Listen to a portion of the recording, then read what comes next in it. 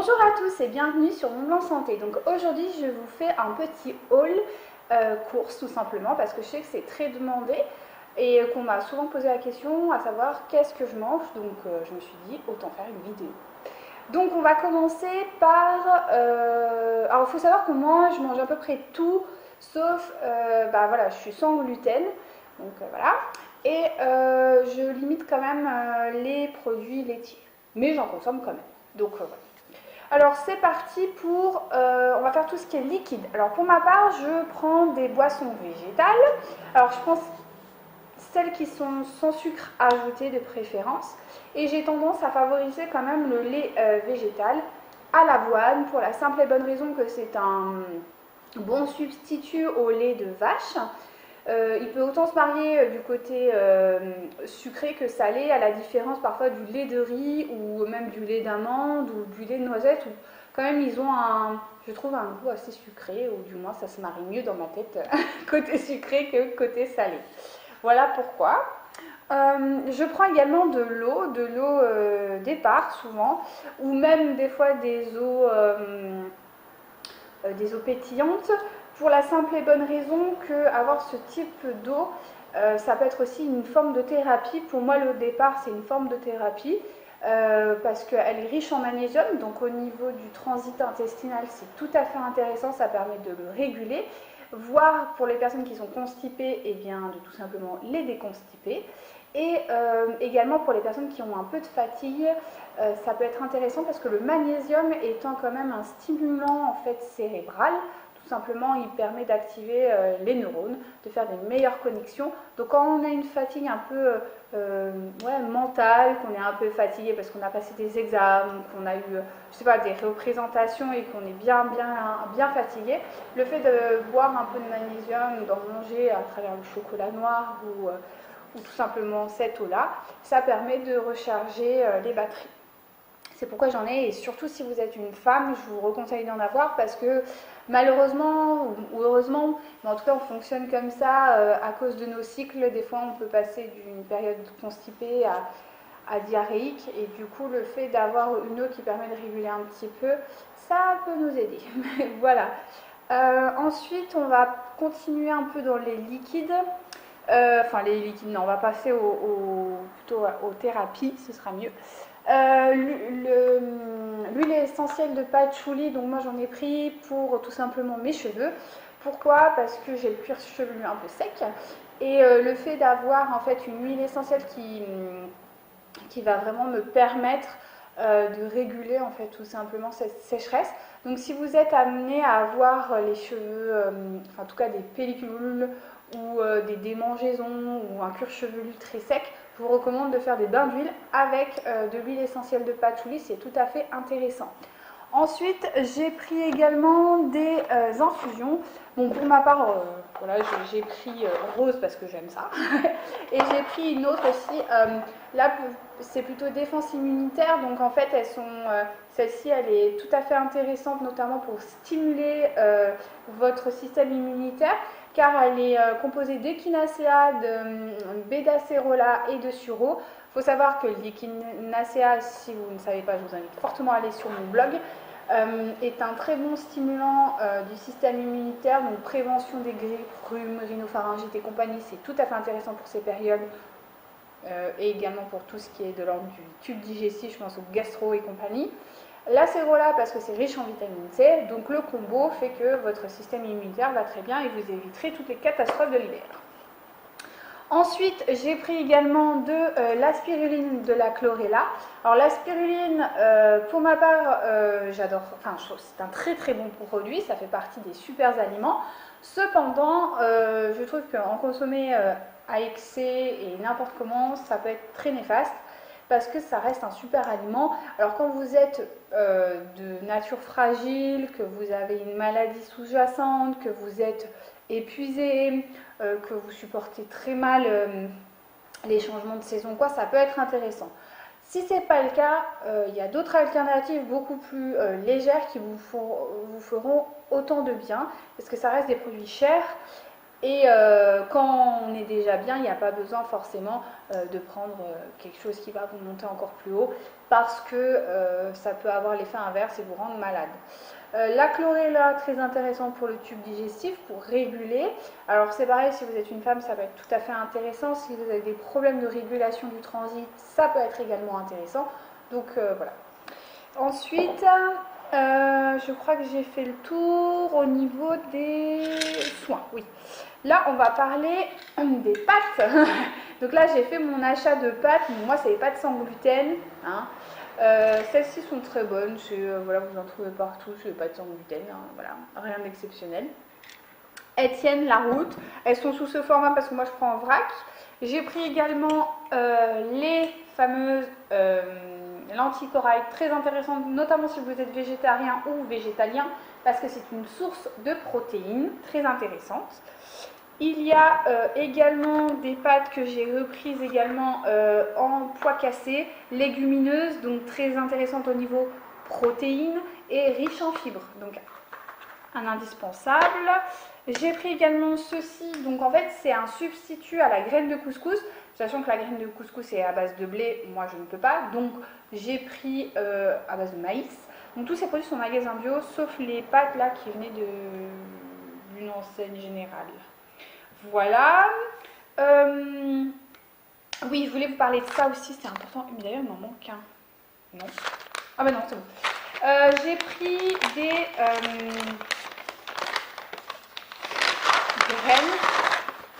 graines, tout simplement des petites graines de courge. Hein, c'est très mode. Non, moi, j'ai pas pris ça pour la mode. J'ai pris ça parce que tout simplement, ça me permet en fait d'agrémenter et de varier, d'avoir d'autres apports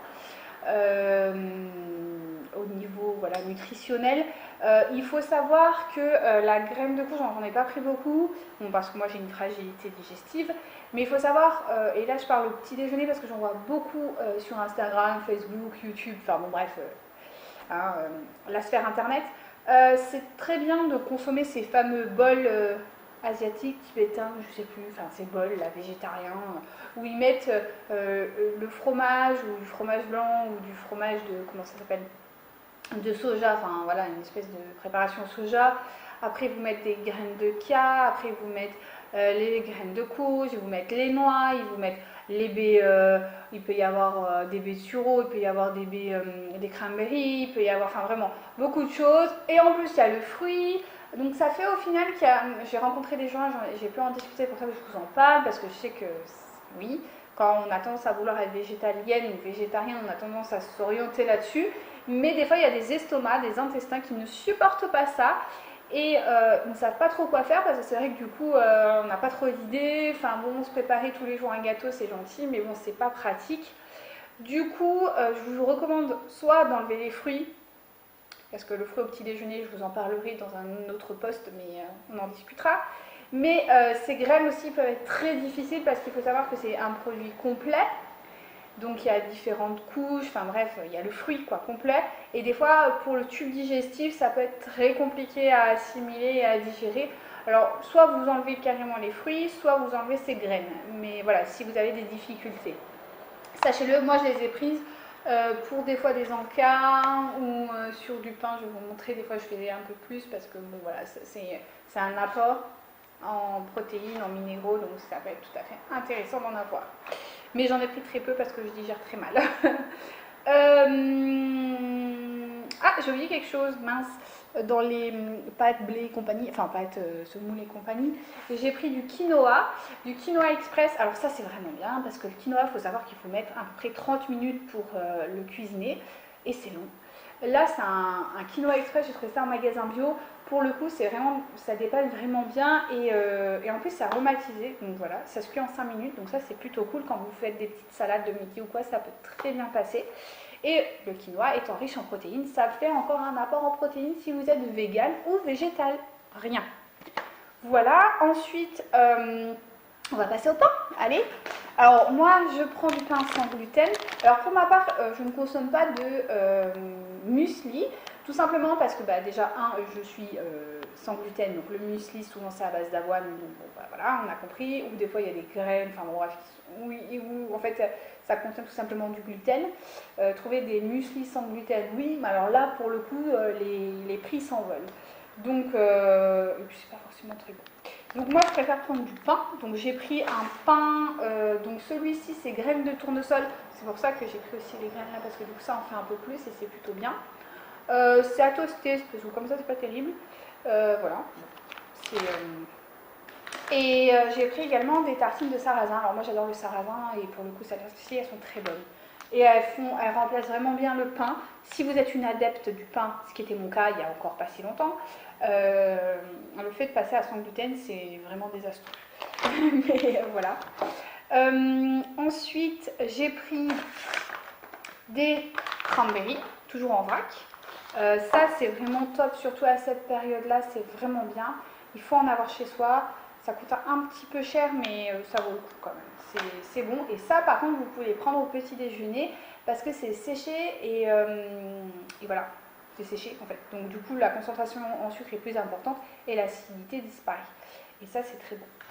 Voilà. J'ai pris également des petits biscuits en fait sans gluten, bien sûr. Je suis une fille, je suis toujours en train de manger, donc voilà, il m'en fallait. Tout simplement. Non, mais c'est vrai que c'est bien. Parce que des fois, vous avez une petite faim. Moi, je mange en petite quantité. Et c'est vrai que souvent, au bout de 2-3 heures, j'ai un peu faim. Et ça me cale. Parce qu'encore une fois, c'est au sarrasin. Le sarrasin est vraiment une céréale qui permet de vraiment vous caler si vous avez un problème voilà, de satiété. Là, pour le coup, vous serez bien rassasié. Voilà. Ensuite, j'ai pris 2 soupes. Alors, une soupe miso que vous trouvez exclusivement en magasin bio. Là, pour le coup, il n'y a rien à dire, quoi. Bon, c'est une soupe miso, vous mettez de l'eau et voilà. Il n'y a rien dedans, il y a juste un petit peu d'algues. Et voilà, après, c'est un bouillon plutôt clair. Donc ça, moi, je l'utilise beaucoup quand je ne suis pas trop bien au niveau digestif. Ça me permet d'avoir quelque chose de chaud, qui est plutôt bon. Et voilà, c'est salé parce que moi, les infusions, j'en bois des kilos et des kilos, enfin des litres et des litres, à vrai dire. Et donc, quand je suis pas trop bien ou que j'ai envie un peu de jeûner, j'avoue, enfin, de faire des monodiètes, j'avoue que ça fonctionne bien. J'ai également une soupe sous ce format. Ouh là là.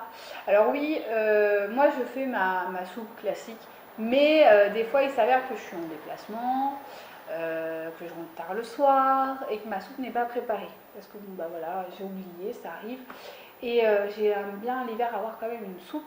Donc ça dépanne. C'est une soupe bio qui est vraiment pour le coup parfaite. Alors là, elle est vraiment parfaite. C'est-à-dire qu'il n'y a pas trop de sel. Il n'y en a même quasiment pas en fait. Parce qu'elle est posée en avant-dernière position dans la liste des ingrédients. Quand on est...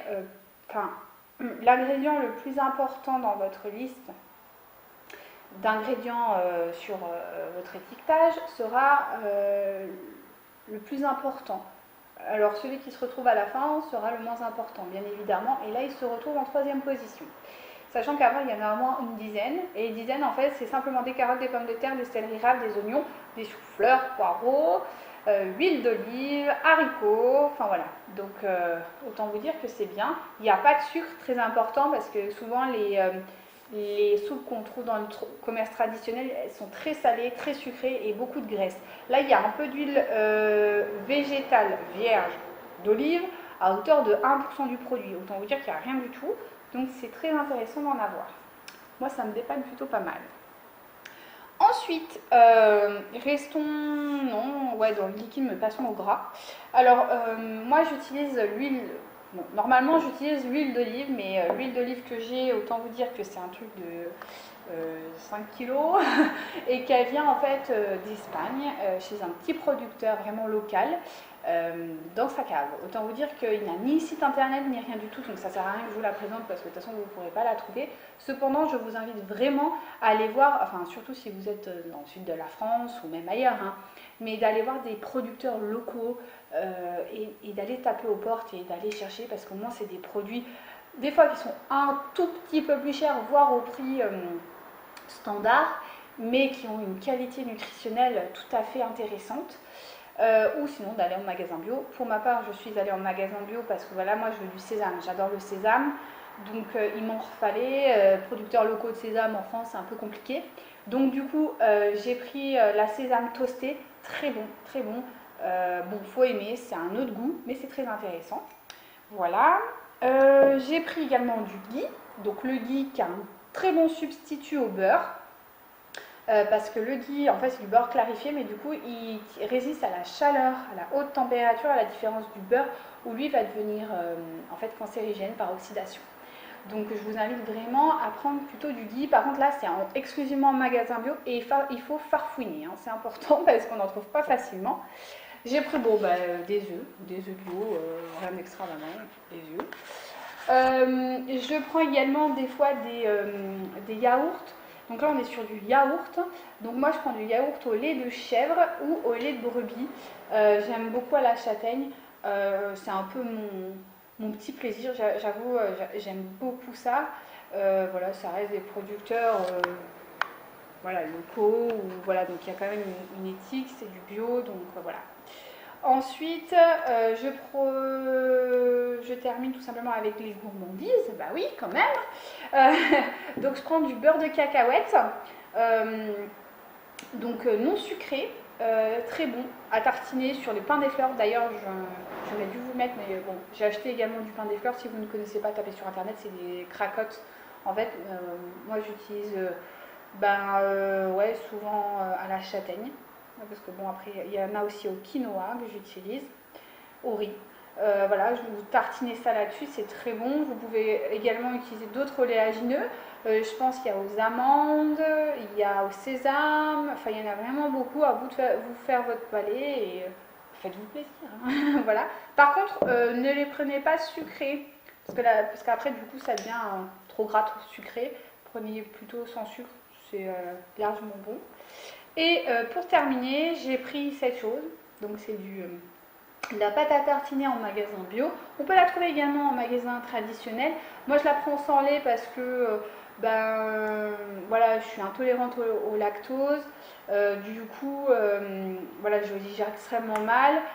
Donc bon, je peux l'utiliser parce que j'ai pas une allergie avérée dans les yaourts, mais par contre, voilà, du lait, on en consomme le moins possible parce que après j'ai un ventre horriblement distendu.